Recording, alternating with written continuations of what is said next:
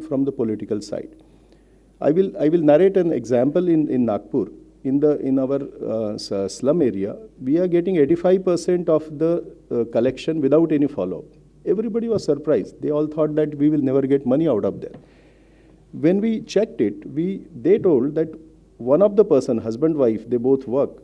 Half of their day was lost in the public stand post to collect water. So they said that saving itself is more than 1,500, 2,000 rupees to us. If you are charging whatever, 100 rupees, doesn't matter. So long term, this financial sustainability has to come by, and in Nagpur, the beauty of it is that this 5% increase is automatic on the tariff. So at least the inflation is taken care of. And we need not go to the general body. Expectations from the ULB in the PPP are balanced contract structure, secured payment arrangements. These are part of our contract already. The understanding the long-term nature of project is, and the necessity of cash flow support in the beginning, because probably in the first 5 years to 7 years, and ULB will be spending more money than what they were doing earlier, because there is an capex element involved into this. Timeline management, but most important of these, I will say, is ongoing effective communication. Not only at the start of the project, but ULB should engage into the communication to people about the overall progress of the project, about the challenges of the project, and that dialogue ultimately can make PPP successful or not. Taking the same point further, I will say this fourth P, the people's involvement. I mean, this is also a challenge. How do we get people's engagement into the PPP projects? Because recognizing the water projects as a social projects rather than technical commercial project is very important, particularly the drinking water projects. So conceptualization stage in Nagpur, there were a lot of interaction with people by the highest body. There were school campaigns like My City, My Water. Over 500 schools were contacted. In the implementation stage also, engaging people in the rehabilitation phase has helped us a lot. In future, for water PPP, I think we have no option but to move to 4P model, unless and until we onboard the largest stakeholders, that is people. There can be different methods, different ways how we can engage them. Without that, the fundamental security to this PPP model will not come, because this involvement of people, insulates it from all type of risks, changing of regimes, changing of bureaucracy, because it's a 30 years project. It's not a 1 or 2 year project. So I think it is not like something to sort of CSR. It is a business need to get the 4th P on board. So because these type of projects which are long term, which are 30 years, can only be successful if it is a win-win for all the stakeholders, and the largest stakeholders are people. Thank you.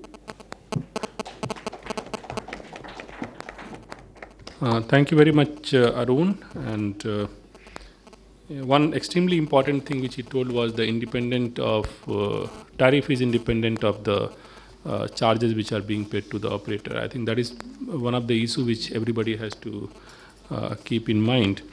And there are many, can be other alternative of 24/7 also. I just want to give an example that we are trying to work out on a system that is it possible to inform a person that your water supply is going to be between 8 o'clock to 10 o'clock.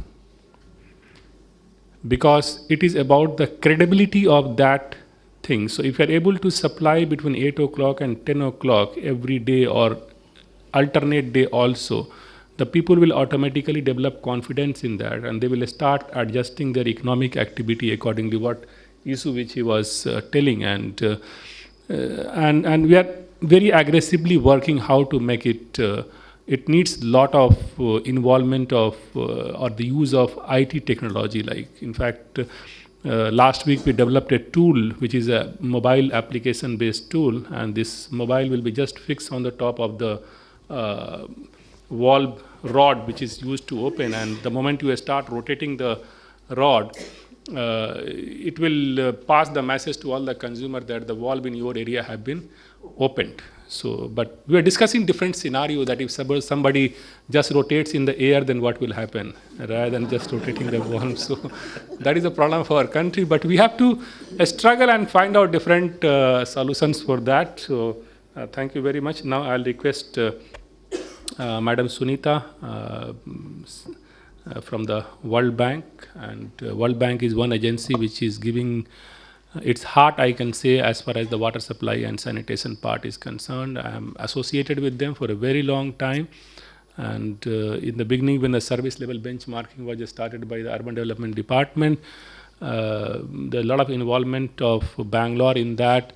And today, the World Bank has taken that whole initiative on its own. In fact, last meeting I attended about the service level benchmarking, and so I'll request Madam to share her comments and her thought about the discussion which has happened till now.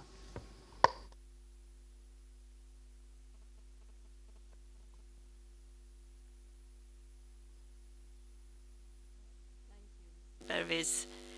And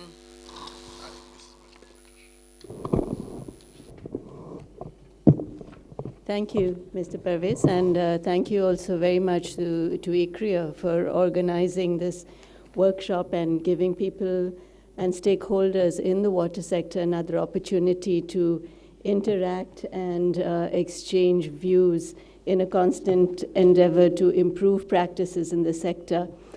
I also want to thank Dr. Shah very profoundly for a very stimulating paper that calls for a systems approach to urban water management, very timely, and draws focus on the need for a holistic consideration of all sources of water in an urban area, as well as the impact of drawal from each source of water, the treatment and discharge of wastewater into these very same sources that we draw upon, and draws upon, highlights the importance of groundwater in terms of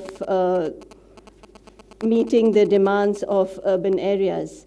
The paper also stresses, I think, very, very appropriately on the importance of strengthening a data baseline at the city level, which is a critical gap in most of the planning in the water sector so far, and on the importance of participatory planning.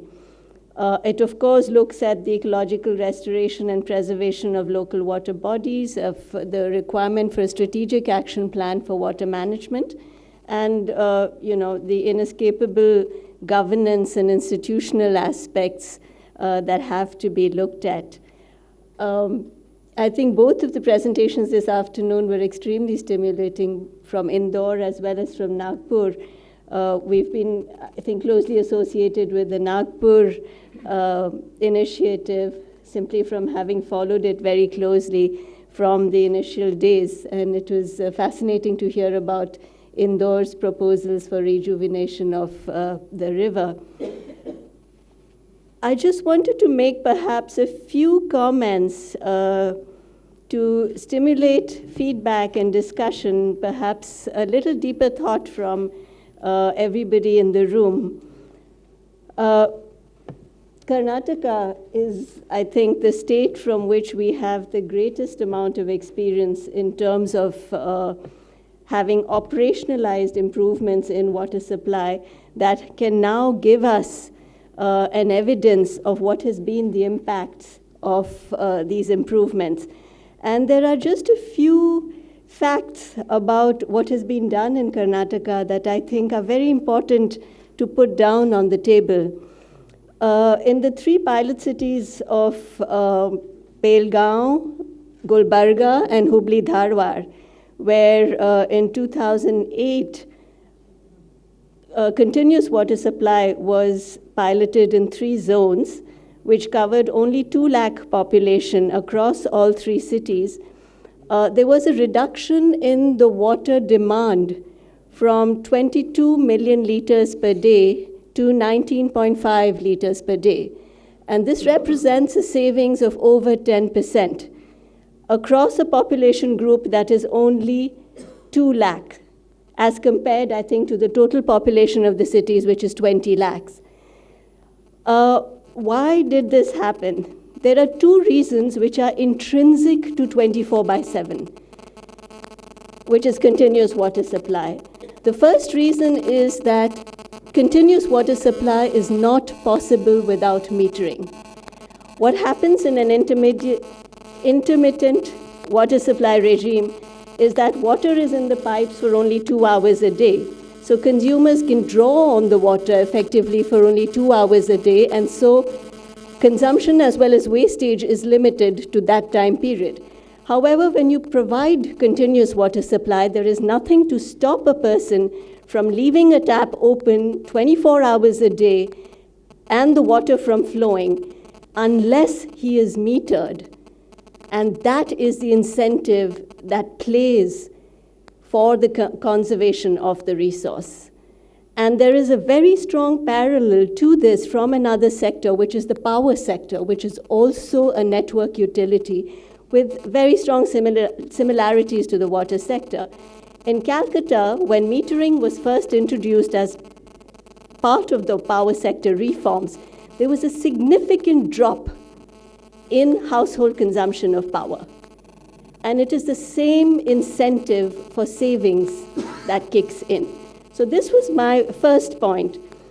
My second point is that continuous water supply is not possible without addressing leakages.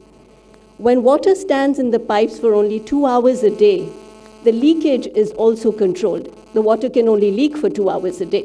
So you lose 50% of the water, as most of our cities do, over a period of 2 hours. When water is in the pipes for 24 hours a day, the leakage levels will go up 12 times unless they are repaired on time. So leakage detection, repair, and continuous management becomes an intrinsic activity under 24/7 supply. And these are the two key factors that led to a reduction in the demand for water from the bulk water assets in the 3 cities in Karnataka. Played out over a longer period of time and over a larger population base, one can only make projections of how much water we can save in this country, how much that would reduce the expenditure on the creation of bulk water assets. So this was my first point, and I would welcome comments and reactions to this. The second point I wanted to make was on the myth of cross-subsidization unless tariffs are cost-reflective. So there are at least 2 studies that I know of which draw upon data from Jaipur and data from Karnataka, which conclusively prove that unless tariffs are cost-reflective, even a telescopic tariff structure delivers far greater subsidies to the higher consumers of water, or consumers in the higher brackets of consumption, so those which are consuming 15 kiloliters and upwards, than subsidies to the lower income groups. In fact, at lower levels of consumption, the subsidy is lower. At higher levels of consumption, the subsidy becomes many times more. Most of the tariffs in our country are not cost reflective. So the subsidies are across the tariff structure, across the consumption slabs. As a result of which, the savings that the rich, or let me call it the higher consuming brackets, the subsidies that the higher consuming brackets are drawing are far, far greater than the subsidies that the lower income groups are drawing. The second myth I wanted to perhaps have a larger discussion on was tariff restructuring that is required when water supply improvements are undertaken in a city. And I'm familiar with the case for 24/7, so let me just speak of that. Again, there is conclusive evidence from 2 states in the country, very recent work that we have done in MP, in fact in Jabalpur city, and again Karnataka, which shows that when tariffs are restructured in order to recover costs under a 24/7 regime,